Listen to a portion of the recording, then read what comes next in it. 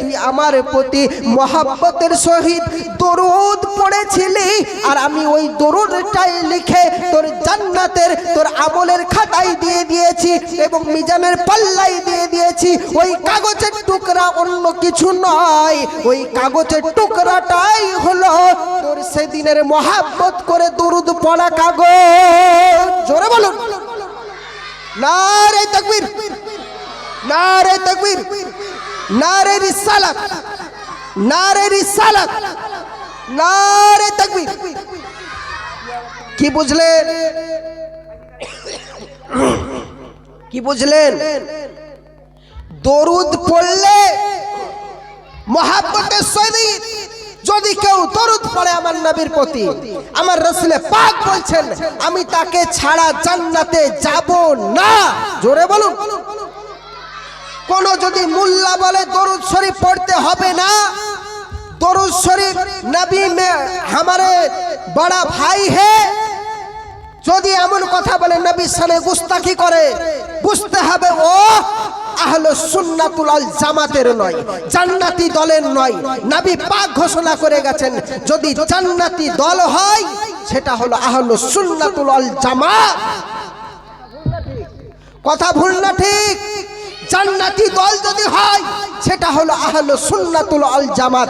আর যারা দরুদের বিপক্ষে কাজ করবে, নবীর গুস্তাখি করবে, ওলি আল্লাহর গুস্তাখি করবে, এরা কখনো আহলে সুন্নাতুল আল জামাতের মানুষ হতে পারে না। জোরে বলুন। আর একটা খেয়াল করে দেখবেন, দুনিয়ায় কিছু লোক বলে না যে মুরিদ হতে হবে কেন, পীর ধরতে হবে কেন? जहाँ कुछ दे चुदे मन कौन से पाके दान खाजा गरीब नवाज़े दान हीरो मुर्शिद दान रसूले करीम दान। আপনাদেরকে বললাম আসসালামু আলাইকুম ওয়া রাহমাতুল্লাহি ওয়া বারাকাতুহু, এর মানে হলো আল্লাহর রহমত আপনাদের প্রতি বর্ষিত হোক।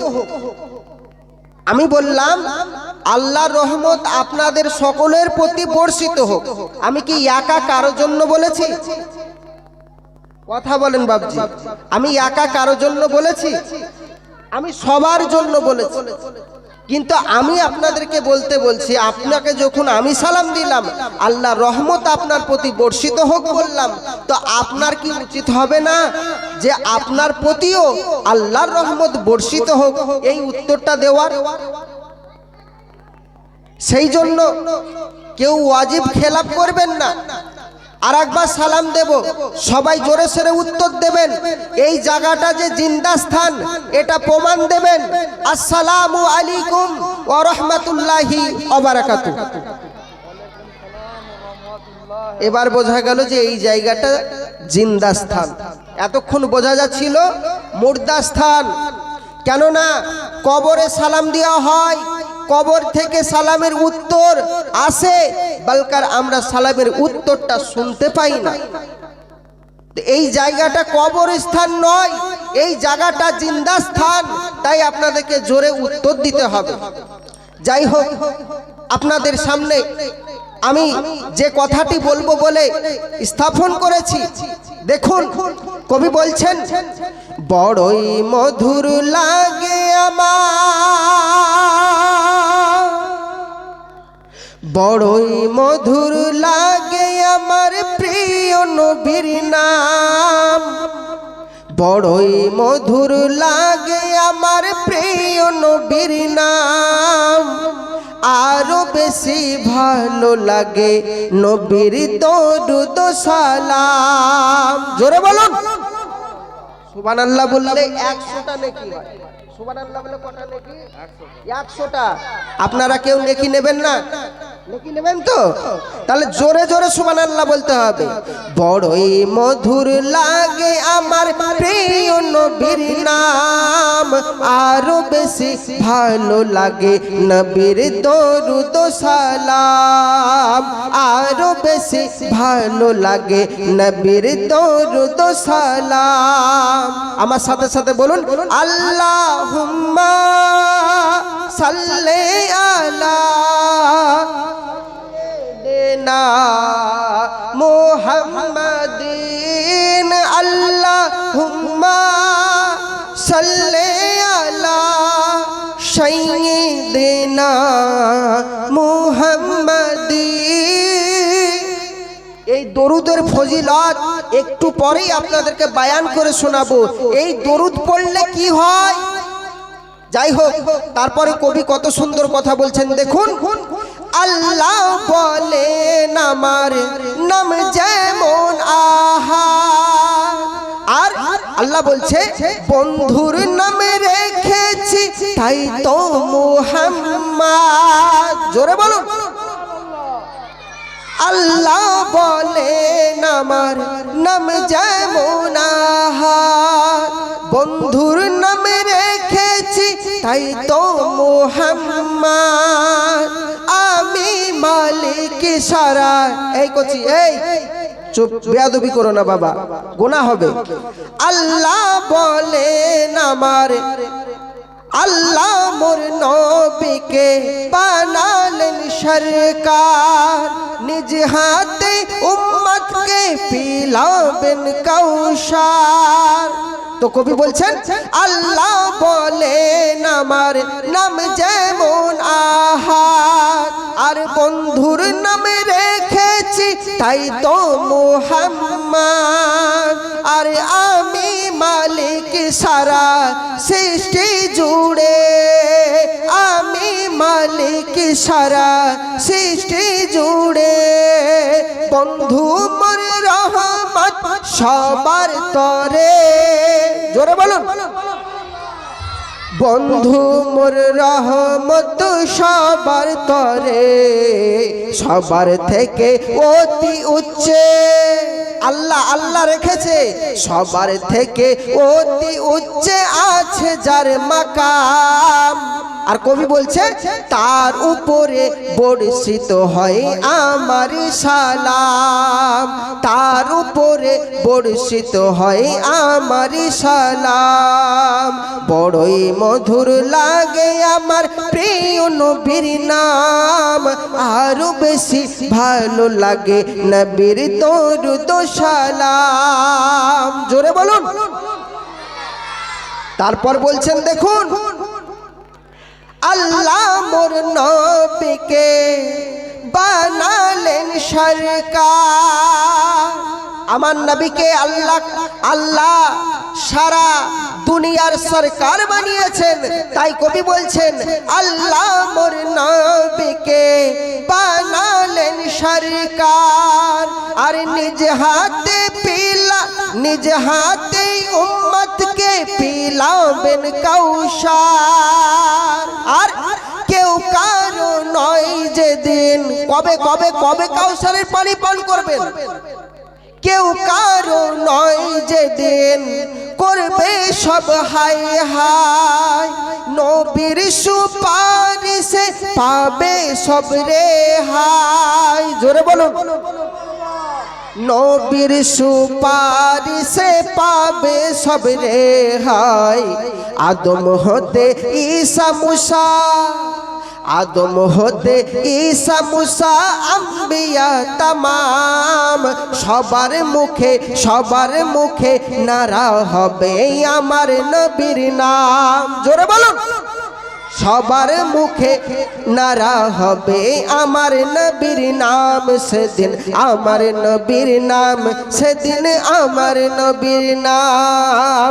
বড়ই মধুর লাগে আমার প্রিয় নবীর নাম, আরো বেশি লাগে ভালো দরুদ সালাম। জোরে বলুন। তারপর কবি কত সুন্দর কথা শেষ ছন্দে বলছেন দেখুন, সুখ শান্তি বলো হে দুনিয়ার মানুষ, তোমরা শোনো, কোথাও সুখ পাবে না, কোথাও শান্তি পাবে না যতক্ষণ পর্যন্ত আমি নবীর প্রতি ভালোবাসা তোমার দিলে না জন্মাবে। জোরে বলুন। তাই বলছেন সুখ শান্তি বলো কোথায় পাবে, শান্তি পাইছে যে প্রেমে ডোবে, নবী নবী করে যে হয় মগন, নবী নবী করে যে হয় মগন, কেটে যাবে সুখ তারই জীবন কেটে যাবে সুখে তারই জীবন। আমার পীর মুর্শিদ এই গজলটি লিখেছেন, সারা ওয়েস্ট বেঙ্গল উনাকে সবাই এক নামে চিনে। তো উনি বলছেন, আমার পীর মুর্শিদের নাম শুনুন, এস এম নজরুল এই দুনিয়ায়, এস এম নজরুল এই দুনিয়ায় চাই না কোনো দাম, আর ধন্য হবে পারলে হতে নবীজির গোলাম। জোরে বলুন, ধন্য হবে পারলে হতে নবীজির গোলাম। বড়ই মধুর লাগে আমার প্রিয় নবীর নাম, আরো বেশি লাগে ভালো দরুদ ও সালাম। আল্লাহুম্মা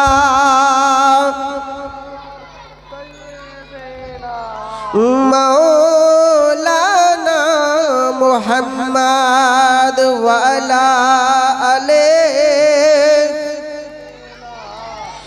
মাওলানা মুহাম্মদ সাল্লাল্লাহু তাআলা আলাইহি ওয়াসাল্লাম। যাই হোক বাপজি আমার, এতক্ষণ দরুদ শরীফের ফজিলতের নাত শরীফ শুনছিলেন। এইবারে আপনাদেরকে সচ্চা ঘটনা শোনাবো। দেখুন, কোন কিসসা আপনাদের সামনে গাইতে আসেনি। দেখুন, খেয়াল করে দেখুন, হাদিস থেকে বর্ণিত হচ্ছে। আপনি কেসা বললে বলতে পারেন যে হ্যাঁ মানিক হুজুর কেসা বলছে। না, কেসা নয়, কাহিনী নয়, বানোয়াট নয়, জাল নয়, হাদিস থেকে প্রমাণ। দরুদ শরীফ পড়লে কি হয় এটা জানার দরকার আছে না নাই? দরুদ শরীফ, আমরা দরুদ শরীফ আল্লাহুম্মা সাল্লি আলা সবাই পড়ে। কেন পড়ে, কেন দরুদ শরীফ পড়ে, এটা আপনাদেরকে আগে জানতে হবে। তাহলে দরুদ শরীফ পড়ে কি হয় এটা আপনাদেরকে আগে জানতে হবে। তারপরে মজা আসবে, যে কাজে মজা আসবে সেই কাজ করে লাভ আছে। যে কাজ করে মজা আসে সেই কাজ করে লাভ আছে, আর যে কাজে মজা নেই সে কাজে কোনো লাভও নেই। তো দেখুন, ইমাম জালালউদ্দিন সৈয়দি আব্দুল্লাহ ইবনে আব্বাস হতে বর্ণিত হাদিসটা। ইমাম জালালউদ্দিন সৈয়দি তিনার কিতাবের ভিতরে তাফসিরে দুরহে মানসুর, তাফসিরে দুরহে মানসুর এর ভিতরে তিনি নকল করে বলছেন। কি বলছেন খেয়াল করে দেখুন। দরুদ শরীফ পড়লে কি হয়? কিছু লোক বলে দরুদ শরীফ পড়লে বলে জান্নাতে যাবে না। দরুদ শরীফ পড়লে আবার কি হয়? দরুদ শরীফ পড়লে বলে জান্নাত যাবে না। কিন্তু খেয়াল করে দেখুন, আমি হাদিস থেকে প্রমাণ দিচ্ছি, কোন জাল হাদিস থেকেও নয়। হাদিসটা হলো সহিহ এবং হাদিসটা হাসান। খেয়াল করে দেখুন, বলছেন হাসরের ময়দানে একদিন দেখতে পাচ্ছেন আদম বাপ, আপনার বাপ, আমার বাপ হযরতে আদম আলাইহিস সালাতু ওয়াস সালাম আরশের নিচে তিনি দাঁড়িয়ে রয়েছে। হাসরের ময়দানে তিনি আরশের নিচে দাঁড়িয়ে রয়েছে। এমন সময় বাপ আদম আলাইহিস সালাতু ওয়াস সালাম সবাইকে আনাজানা করতে দেখছে, সবাইকে আনাজানা করতে দেখছে, ছোটাছুটি করতে দেখছে। কত উম্মতকে জাহান্নামের দিকে নিয়ে যায়, আবার কত উম্মতকে জান্নাতের দিকে নিয়ে যায়। আদম আলাইহিস সালাতু ওয়াস সালাম ওই আরশের নিচ থেকে তিনি সবাইকে দেখতে পাচ্ছে, ভালোভাবে গৌর করে দেখতেছে। হে বন্ধু সোনা মানিক, খেয়াল করে দেখুন, উনি যখন দেখতে দেখতে দেখতে দেখতে এমন সময় উনার খেয়াল হলো একটা উম্মতকে ফেরেশতারা জাহান্নামের দিকে নিয়ে যায়। যাচ্ছে সেই উম্মতটা অন্য কারো উম্মত নয়, সেই উম্মতটা অন্য নবীর কোনো উম্মত নয়, দাউদ নবীর উম্মত নয়, ঈসা নবীর উম্মত নাই, মুসা নবীর উম্মত নাই, ইউসুফ নবীর উম্মত নাই, সেটা হলো আমাদের নবী, আমার নবী পাকের উম্মতকে, আমার নবী পাকের উম্মতকে জাহান্নামের দিকে নিয়ে যাচ্ছে। হযরতে আদম আলাইহিস সালাম সবার আমাদের সৃষ্টির পিতা, তিনি সবার আমাদের বাপ। তিনি বলছেন, আমি যখন দেখতে পাই সঙ্গে সঙ্গে আদম আলাইহিস সালাম এইটা দেখে সহ্য করতে পারেন না, সঙ্গে সঙ্গে আহমদ আহমদ আহমদ বলে চিৎকার দেয়। এমন সময় একটা আওয়াজ ভেসে আসে, হে সৃষ্টির পিতা, হে আবুল বাসার, হে আবুল বাসার, হে আবুল বাসার, আমি হাজির। আমার নবী পাক হাজির হলে, জি হুজুর, আপনি কেন এত আমার নাম ধরে ডাকছেন আহমদ আহমদ বলে? হুজুর আমাকে একটুখানি বলুন। সঙ্গে সঙ্গে দেখতে বলছেন, মুহাম্মদ তুমি কি দেখতে পাচ্ছ?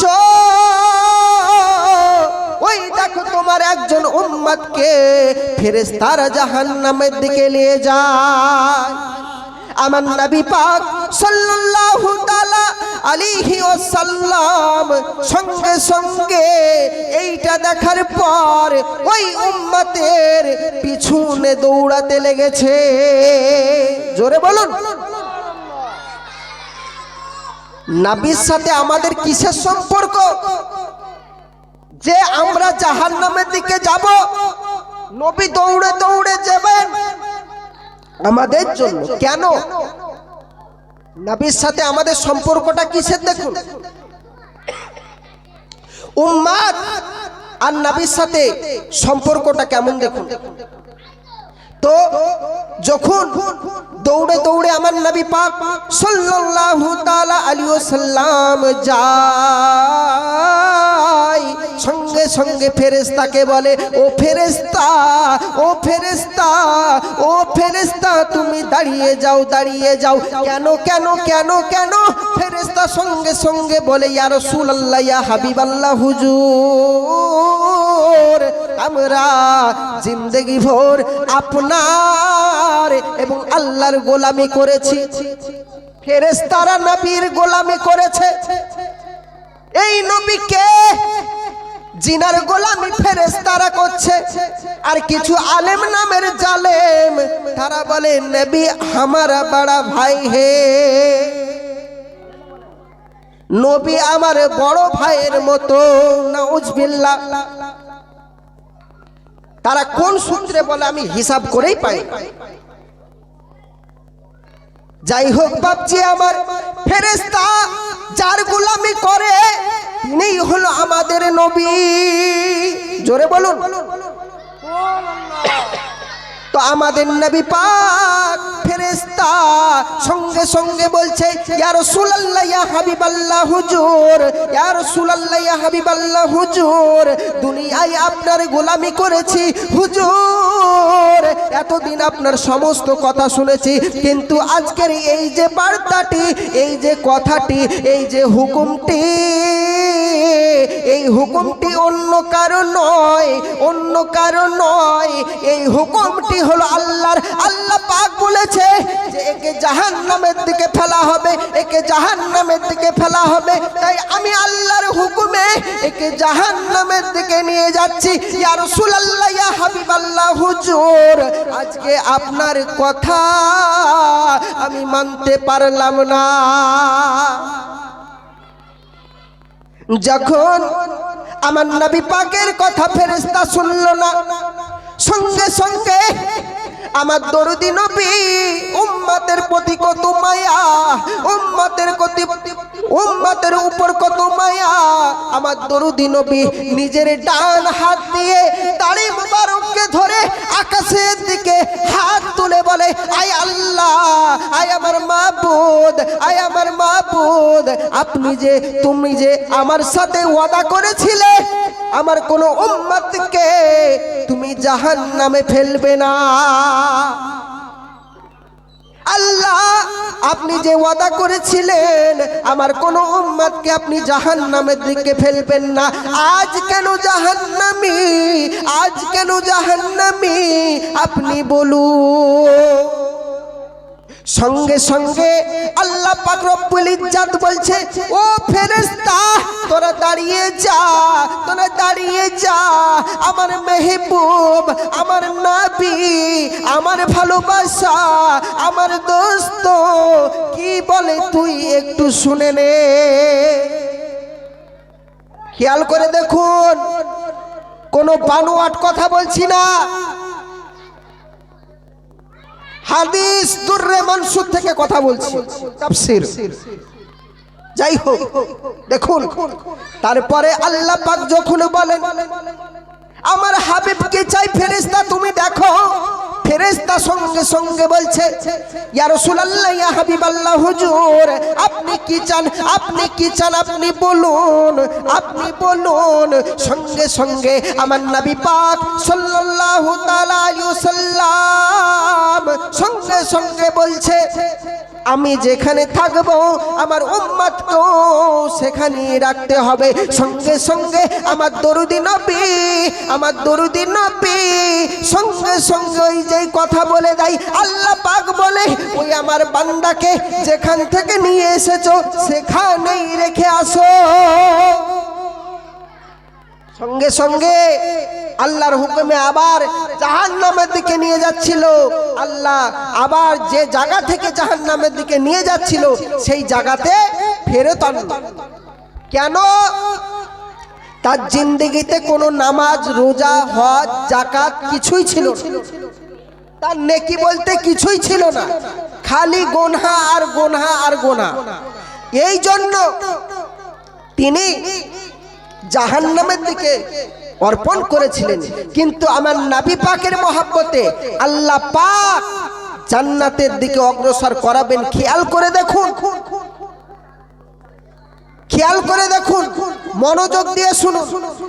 এমন সময় যখন আল্লাহ পাক রব্বুল ইজ্জত এমন সময় বললেন, ফেরেশতা তুমি যেখান থেকে নিয়ে এসেছো সেখানেই ফেরত পাঠাও। সঙ্গে সঙ্গে সেখানে ফেরত পাঠানো হয় আল্লাহ পাক রব্বুল ইজ্জতের কাছে। সঙ্গে সঙ্গে আমার নবী পাক, আমার নবী পাক ইলাহির দরবারে সঙ্গে সঙ্গে শুকর আদায় করে। তারপরে নেকি এবং গুনাহ যেখানে লেখা হয়, যেখানে মাপা হয় মিজানের পাল্লা, সেই মিজানের পাল্লাই দেখে খালি গুনাহ, খালি গুনাহ, কোনো রকম তার নেকি নাই। আমার দরুদি নবী সাল্লাল্লাহু তাআলা আলাইহি ওয়াসাল্লাম একটা কাগজের টুকরা, একটা কাগজের টুকরা ওই মিজানের পাল্লাই দিয়ে দেয়, আর নেকির পাল্লাই দিয়ে দেয়, আর নেকির পাল্লা ভারী হয়ে যায়। জোরে বলুন, আরো জোরে বলুন। এইটুকু আওয়াজে ওয়াজ শুনবেন, জোশ মোহাব্বত রাখতে হবে। কথা যেটুকু বলবো খাঁটি দলিল বলবো।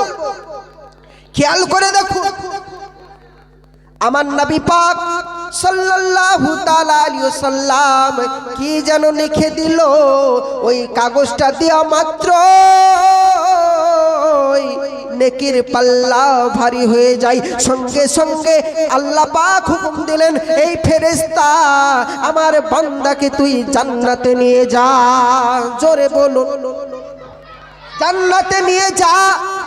যেই বললেন জান্নাতে নিয়ে যা, সঙ্গে সঙ্গে জান্নাতের দিকে নিয়ে যাই, জান্নাতের দিকে নিয়ে যাই। সঙ্গে সঙ্গে ওই ব্যক্তিটি সঙ্গে সঙ্গে ফেরেশতাকে বলছে, এই ফেরেশতা, এই ফেরেশতা, কে এমন ব্যক্তি যার জন্য আমি জান্নাতে যেতে পারছি? আমি তো জাহান্নামের কীট, আমি জাহান্নামের আগুনে জ্বলা লোক, আমি জাহান্নামী আমি যাব, কিন্তু কার মারফতে আমাকে জান্নাত পাঠানো হচ্ছে? উনি কে? ওনার সাথে একটু কথা বলতে দাও, ওনার সাথে একটু মুসাফা করতে দাও, ওনার সাথে একটু দেখা করতে দাও, আমি ওনাকে চিনব। উনি হলেন কে? উনি কেন আমার জন্য এত দরদ দেখাচ্ছে? কথা বুঝতে পারছেন বাবজি? কথা বুঝতে হবে।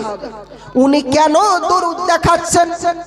সঙ্গে সঙ্গে ফেরেশতা বললেন, যাও যাও যাও যাও, ওই মানুষটার সাথে তুমি একবার দেখা করে এসো, তুমি একবার কথা বলে এসো। আর যে ওই মানুষটার কাছে যাই, সঙ্গে সঙ্গে বলে, আপনি কে? কদমে পড়ে কান্না করে আর একটা কথা বলে, আপনি কে? আপনি কে? আপনি কে? ওই মানুষটা উত্তর দেয়, ওই মানুষটা উত্তর দেয়, আমি হলাম তোর নবী আর তুই হলি আমার উম্মত। জোরে বলুন, আমি তোর নবী, তুই হলি আমার উম্মত। এই কথা শুনে তিনি কাঁদতে লেগেছে আর রাসূল পাককে জানাচ্ছে, হুজুর আমি তো বুঝতে পারলাম আপনি আমার নবী, আপনি আমার নবী, আমি আপনার উম্মত, কিন্তু ইয়া রাসূলুল্লাহ, ইয়া হাবিবাল্লাহ, আপনি বলুন, ওই যে কাগজের টুকরা দিয়েছিলেন, ওই কাগজের টুকরাটা কি? সঙ্গে সঙ্গে সঙ্গে সঙ্গে আমার রাসূলে পাক বললেন, হে আমার উম্মত, হে আমার উম্মত, তুই শুনে রেখে দে, তুই শুনে রেখে দে, তুই একদিন ভুল করে কোনো একটা মজলিসে, কোনো একটা মজলিসে, কোনো একটা মিলাদ মাহফিলে তুই আমার প্রতি মহাব্বতের সহিত দরুদ পড়েছিলি, আর আমি ওই দরুদটাই লিখে তোর জান্নাতের, তোর আমলের খাতায় দিয়ে দিয়েছি এবং মিজানের পাল্লায় দিয়ে দিয়েছি। ওই কাগজের টুকরা অন্য কিছু নয়, ওই কাগজের টুকরাটাই হলো তোর সেদিনের মহাব্বত করে দরুদ পড়া কাগজ। জোরে বলুন, নারে তাকবীর, নারে তাকবীর, নারে রিসালাত, নারে রিসালাত, নারে তাকবীর। কি বুঝলেন? কি বুঝলেন? দরুদ পড়লে মহাব্বতের সহিত যদি কেউ দরুদ পড়ে আমার নবীর প্রতি, আমার রাসূলে পাক বলছেন, আমি তাকে ছাড়া জান্নাতে যাব না। জোরে বলুন। কোন যদি মুল্লা বলে দরুদ শরীফ পড়তে হবে না, দরুদ শরীফ নবী মে हमारे बड़ा भाई है, যদি এমন কথা বলে নবীর সামনে গুস্তাখি করে, বুঝতে হবে ও আহলে সুন্নাতুল আল জামাতের নয়, জান্নাতি দলের নয়। নবী পাক ঘোষণা করে গেছেন, যদি জান্নাতি দল হয় সেটা হলো আহলে সুন্নাতুল আল জামাত। কথা ভুল না ঠিক? জান্নাতি দল যদি হয় সেটা হলো আহলে সুন্নাতুল আল জামাত। আর যারা দরুদের বিপক্ষে কাজ করবে, নবীর গুস্তাখি করবে, ওলি আল্লাহর গুস্তাখি করবে, এরা কখনো আহলে সুন্নাতুল আল জামাতের মানুষ হতে পারে না। জোরে বলুন। আর একটা খেয়াল করে দেখবেন, দুনিয়ায় কিছু লোক বলে না যে মুরিদ হতে হবে কেন, পীর ধরতে হবে কেন, পীর ধরতে হবে কেন? ছোট্ট জাস্ট আপনাদের 2 মিনিট পরেই আপনাদের ইমাম সাহেব, যিনি সুদূর 24 পরগনায় ওনার বাড়ি, কিন্তু আপনাদের মসজিদের ইমাম সাহেব, উনি আপনাদের সামনে বলবেন। যাই হোক, খেয়াল করে দেখুন, দেখুন যে আল্লাহ রাসূল সাল্লাল্লাহু আলাইহি ওয়াসাল্লাম বলছেন এবং আমার আল্লাহ পাক বলছেন, আমরা বলি মুরিদ হতে হবে কেন, মুরিদ হওয়া কোথায় আছে, কেন মুরিদ হব, এটাও তো আমরা বলি, বলি না? বলি না? পীর কেন ধরতে হবে, পীর আবার কি জিনিস? দেখুন, এর ঘটনা আছে। কেন মুরিদ হবেন? নিজেকে মানুষের মতো মানুষ বানানোর জন্য মুরিদ হতে হয়। জোরে বলো। গাঁজাখড়ি হওয়ার জন্য নয়, বেনামাজি হওয়ার জন্য নয়, আপনাকে জান্নাতি হওয়ার জন্য মুরিদ হতে হয়। এটাই হলো কোরআনের কথা। আল্লাহ পাক ঘোষণা করে বলছেন, যার পীর নেই, আল্লাহ পাক সূরা মাইদার ভিতরে বলছেন, যার পীর নেই সে এখন অবধি সে হেদায়েত প্রাপ্ত হতে পারেনি। জোরে বলুন। যার পীর নেই সে এখন অবধি হেদায়েত প্রাপ্তি হতে পারেনি, যার পীর আছে সে হেদায়েত প্রাপ্তি। এ থেকে বোঝা গেল যার যে মুরিদ হয়েছে, যে পীর মুর্শিদের কাছে দীক্ষা জ্ঞান নিয়েছে, আপন উস্তাদের কাছে জ্ঞান নিয়েছে, সেই হলো আল্লাহর দরবারে কবুলিয়াত, আর সেই হলো আল্লাহর দরবারে কবুলিয়াত। জোরে বলুন। বলছে এবারে আপনি খেয়াল করে দেখুন, মুরিদ হওয়ার বিষয়ে আরো ঘটনাক্রমে বুখারা শহর, এই বুখারা শহরের ভিতরে, যাই হোক আমি কথা বেশি আর লম্বা করব না, ঘটনা আপনাদেরকে এটাই বোঝাই। বুখারা শহরে একজন কামেল পীর ছিলেন এক সময়।